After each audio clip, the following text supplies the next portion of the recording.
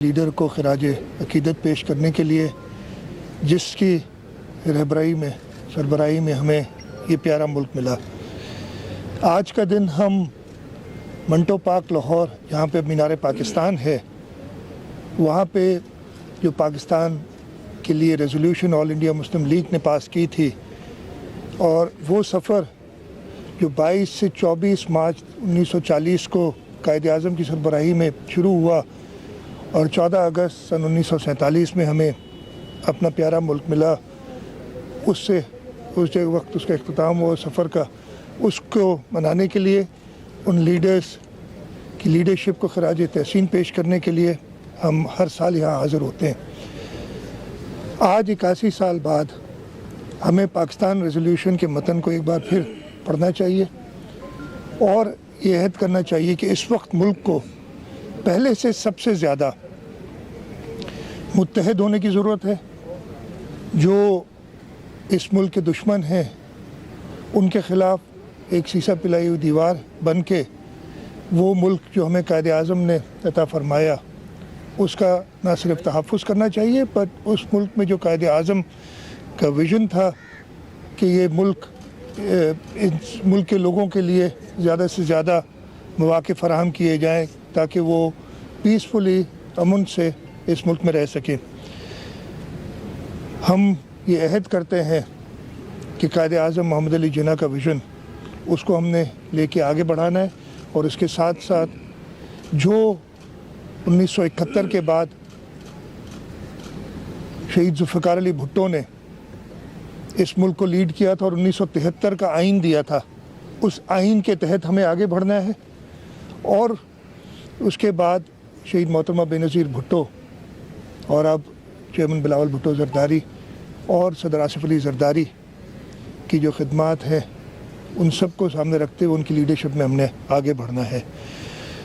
हमें ख़ास तौर पे इस वक्त मुत्तहद होने की ज़रूरत है।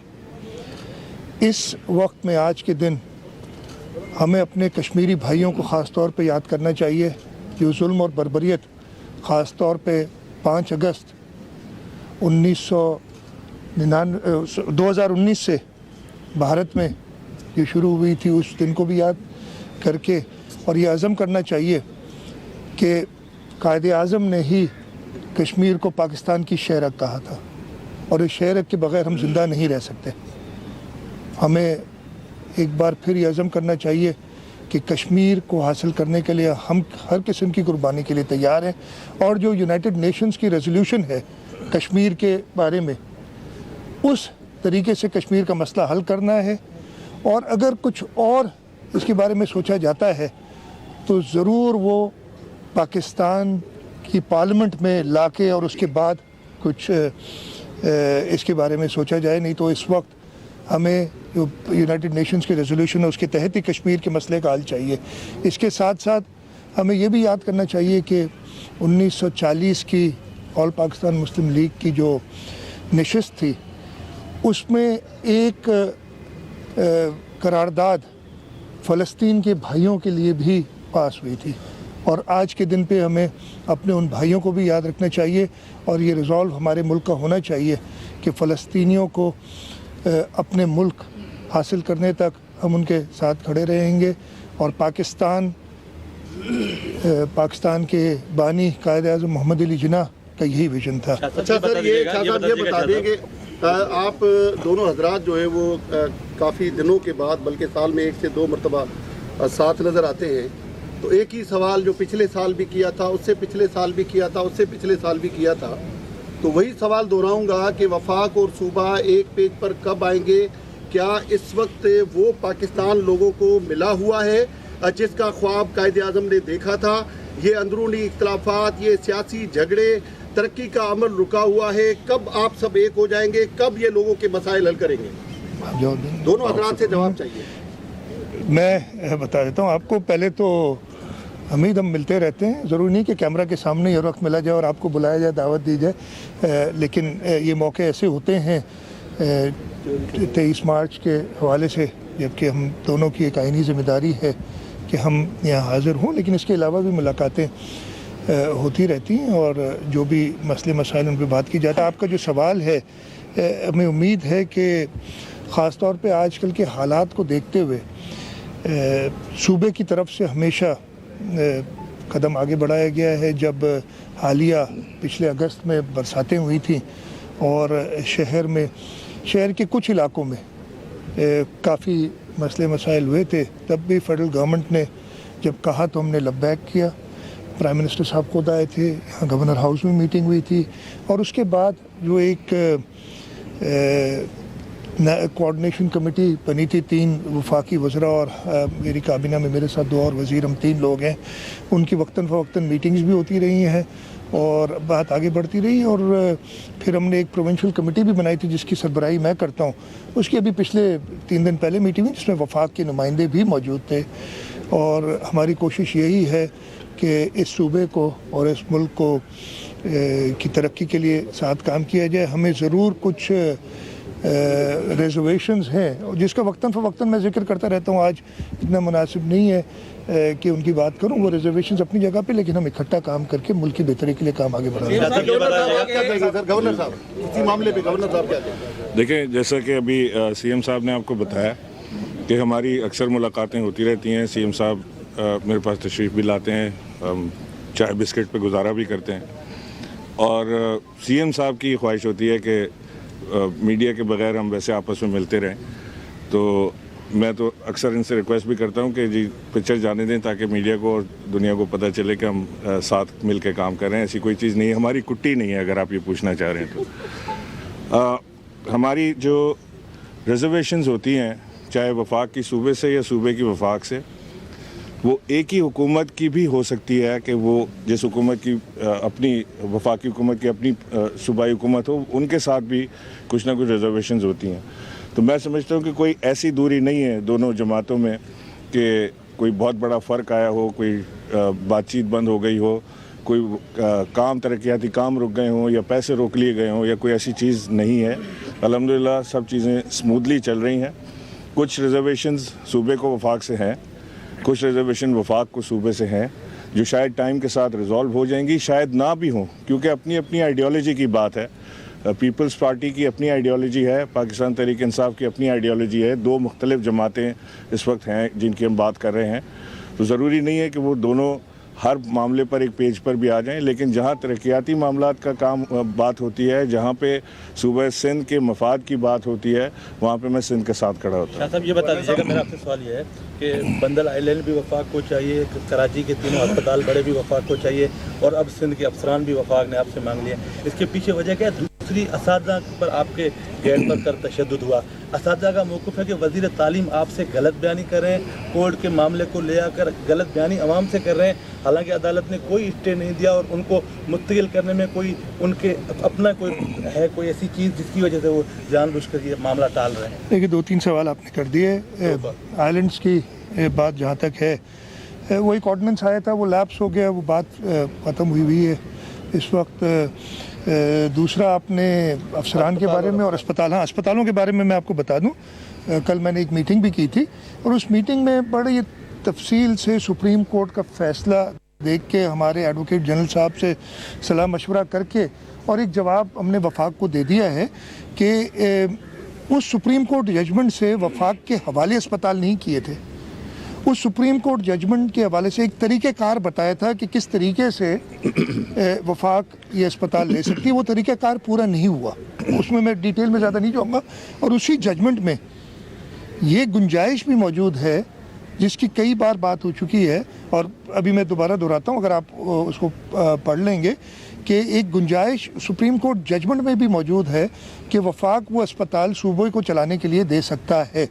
और हम वही रिक्वेस्ट करें कि, और हम रिक्वेस्ट कर रहे हैं, अपना जो हमारा मौक़िफ़ है, मेरा पर्सनल और हमारी हुकूमत का ये ख्याल है कि वो सुप्रीम कोर्ट की जजमेंट मुनासिब नहीं थी और इसीलिए हम उसके रिव्यू में भी गए हैं। वो रिव्यू भी अभी पेंडिंग है, लेकिन ये जो बोर्ड ऑफ गवर्नर्स या कुछ बना दिया गया था, वो मुकम्मल तौर पे उस सुप्रीम कोर्ट की जजमेंट की कॉन्ट्रडिक्शन है और हमने ये वफाक को बता दिया। और मेरी एक बार नहीं, कई बार प्राइम मिनिस्टर साहब से जब बात हुई है गवर्नर साहब भी मौजूद रहे एक दो बार उन मुलाकातों में, जब उन्होंने कहा है कि ये अस्पताल सूबा अच्छी तरीके से चला रहा है और हमसे तो पिम्स भी नहीं चलती है, सही ये लफ्ज़ थे, और ये सूबे को चलाना चाहिए, हम इस्लामाबाद से ये अस्पताल नहीं चला सकेंगे।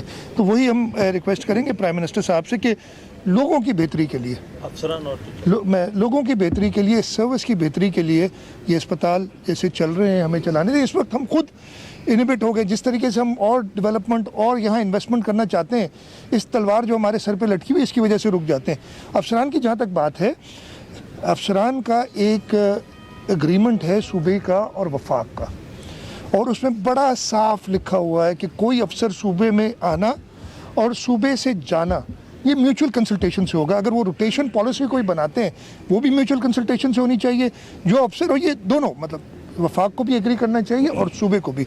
जो अफसरान हमारे पास आए हैं वो इसी पॉलिसी के तहत आए हैं, और अगर कोई जाएगा तो इसी पॉलिसी के तहत जाएगा। कुछ अफसर गए भी हैं अभी, उन्होंने मांगे, हमने बेहतर समझा अफसरान की हम अपनी मर्ज़ी भी देखते हैं उसमें कि कौन ज़्यादा कंफर्टेबल काम करने में कहाँ पे है, और अगर कोई अनविलिंग वर्कर है तो हम नहीं चाहेंगे कि उसे इधर रखा जाए, और वफाक अगर उसको मांगे तो उस पॉलिसी के तहत हम करने के लिए तैयार है। उसके अलावा मैंने खुद भी लिखा है फेडरल गवर्नमेंट को, हमारे डिपार्टमेंट्स ने भी लिखा है कि इन अफसरान की कुछ जो है हमें ज़रूरत है और हम इनको छोड़ नहीं सकते। और जो एक एग्रीमेंट है फेडरेशन का और सूबों का कि ऑल पाकिस्तान यूनिफाइड सर्विसेज के जो अफसरान हैं उनका transfer to the province and from the province कैसे होता है, उसके तहत सारी बातें होंगी।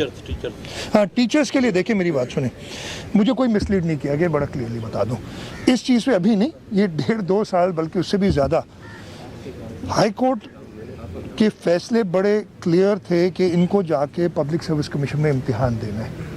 हमने इनसे यही कहा कि आप इम्तिहान दें। हमें एक हाई और थोड़े से मुख्तलिफ फ़ैसले थे हैदराबाद बेंच के और कराची बेंच के, उस वजह से कुछ अभाम हुआ कोर्ट्स की, लेकिन दोनों ने ऐसा नहीं कहा कि इनको रेगुलराइज कर दिया जाए। मैं वक्तन फ़वक्तन हमारे एजुकेशन मिनिस्टर, हमारे इंफॉर्मेशन मिनिस्टर इनसे मिलते रहे, मुझसे मिलना चाहेंगे मैं भी मिल लूँगा। हम फैसिलिटेट करना चाहते हैं। मुझे ये समझ नहीं आती कि ये अफसरान, ये सॉरी हेड मास्टर्स जो है हमने खुद रिक्रूट किए थे मेरिट पे IBA से, लेकिन कोर्ट ने कहा कि जी IBA की जो रिक्रूटमेंट है वो पब्लिक सर्विस कमीशन का नेमुल बदल नहीं हो सकती। जब आप एक मुश्किल इम्तिहान दे के पास होके आ गए, हमने कहा कि आप पब्लिक सर्विस कमीशन चले जाएं। एक बार नहीं कई बार कहा है, और कोर्ट्स ने अब बंदिश लगा दी है। मैं तो इस वक्त शायद हमारी काबीना पार्टली कंटेम्प्ट में हो, इसलिए कि उन्होंने 2 महीने कहा था, हमने 6 महीने कह दिए कि 6 महीने में पास करो। हम अभी भी उन उस्तादों से कहते हैं, हमें बहुत ही रिस्पेक्ट है टीचर्स की, लेकिन इस वक्त वो कर क्या रहे हैं? इस वक्त ना वो इम्तिहान देने जा रहे हैं, ना बच्चों को पढ़ा रहे हैं, ना वो अपने इदारों में जा रहे हैं और रोड पे बैठे। मैं उनका जो हक है एहतजाज करने का, मैं उसके साथ हूँ, लेकिन उसका ये मतलब हरगिज़ नहीं कि आप जाके कहीं और प्रॉब्लम क्रिएट करें। मैं अभी भी कहेंगे, अच्छा 957 या 958 उस्ताद हैं, 30-40 बैठे हैं इधर, बाकी कुछ पढ़ा रहे हैं। तो ये थोड़ा सा हमें लगता है, और मैं आपके मीडिया के थ्रू भी सबसे कहूँगा कि हम हक तलफी तो सवाल ही नहीं पैदा होता कि पाकिस्तान पीपल्स पार्टी गवर्नमेंट कभी कहे। लोगों को नौकरियां निकालने, जब निकालना अगर कभी कोर्ट के ऑर्डर्स पे भी पड़ जाता है तो आपको पता नहीं किस खराब में होते हैं, किस तरीके से हम वो करते हैं। हम पूरी तरीके से सपोर्ट करने के लिए तैयार हैं। जो कानून है, जो हाई कोर्ट ने ले डाउन किया है, जो पब्लिक सर्विस कमीशन का कानून है, उसको फॉलो करें, इम्तिहानात दें और इंशाल्लाह ताला पास हो जाएंगे और कम पर हो जाएंगे। आपने कहा कि वज़ीर-ए-आज़म पाकिस्तान में कायद-ए-आज़म के विजन को लेकर आगे चल रहे हैं, लेकिन कायद-ए-आज़म तो डायलॉग पर यकीन रखते थे। हमने देखा कि 2-2.5 साल में गुज़िश्ता वज़ीर-ए-आज़म साहब तो अपोजिशन से बात करना नहीं चाहते, बैठना नहीं चाहते उनके साथ। मैं पहले ज़रा सा अस्पताल की जो बात हुई थी उसका जवाब दे दूँ। ये शाह साहब बिल्कुल ठीक कह रहे हैं कि मेरे दफ्तर में वज़ीर-ए-आज़म इमरान खान साहब से जब मुलाकात हुई थी तो खान साहब ने यही कहा था कि अस्पताल चलाना सूबों का काम है, वफाक का काम नहीं है, और इस्लामाबाद से बैठ के अस्पताल कंट्रोल करना हमारे लिए मुश्किल होगा। जिसके बाद 2 दफ़ा कोशिश भी की गई कि ये अस्पताल किसी तरह इन एग्रीमेंट हो जाए कि सूबा सिंध इसको चला ले, लेकिन कंप्लीट डायरेक्टिव थे, क्लियर डायरेक्टिव थे सुप्रीम कोर्ट के इनको टेक ओवर किया जाए और ये अस्पताल वफाक चलाएगा। इंटरप्रिटेशन हो सकता है फ़र्क हो सूबे की और वफाक की, और उसी के तहत एक खूबसूरत बोर्ड बनाने की कोशिश की गई, न्यूट्रल लोगों को डालने की कोशिश की गई और सूबे से भी बोर्ड के मेंबरान मांगे गए हैं। तो ये तो अस्पताल की बात थी। जो अफसरान की बात है उस पर भी थोड़ा सा मैं तबसरा करते चलूँ कि जो रोटेशन पॉलिसी है ये पूरे पाकिस्तान के लिए है, ये सिर्फ सिंध के लिए नहीं है। और इसमें होता ये है, मैं सिर्फ सिंध की बात नहीं कर रहा, बशमूल सिंध पूरे पाकिस्तान में कई अफसरान ऐसे हैं जिन्होंने 10-10, 15-15 साल से वो अपनी जगह पे टिके हुए हैं और वहाँ से हिलते नहीं हैं।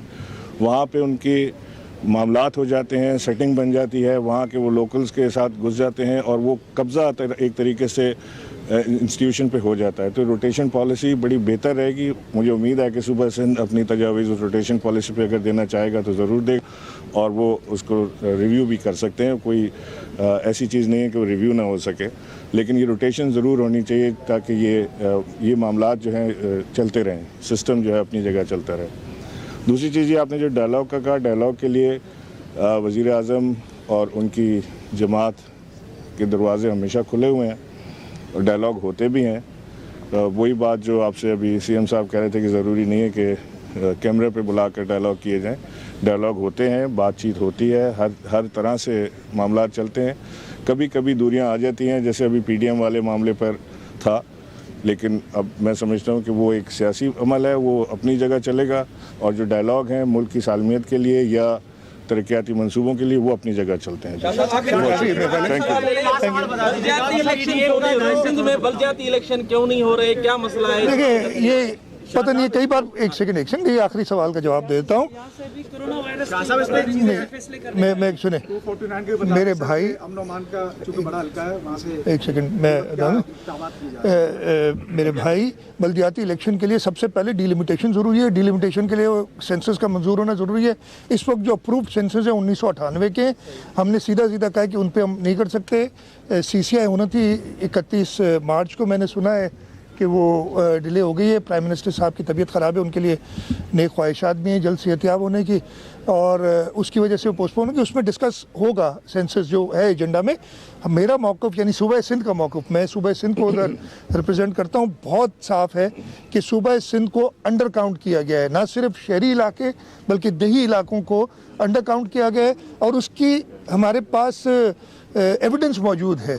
बहुत और लोगों ने जब किया है सेंसस के बारे में एनालिसिस, तो वो एनालिसिस मैं सामने पेश करूंगा और मैं यही कहूँगा कि फिल फॉर, इसलिए कि मैंने सुना है कि शायद जो अखबारी खबरें कि वफाकी हुकूमत ने अपने एक एलआई के कहने पे कहा है कि हम 2023 से पहले सेंसस कराएंगे, तो आज कराएं सेंसस नया ताकि सही काउंट हो लोग। यौम पाकिस्तान के मौके पर वज़ीर आला सिंध सैयद मुराद अली शाह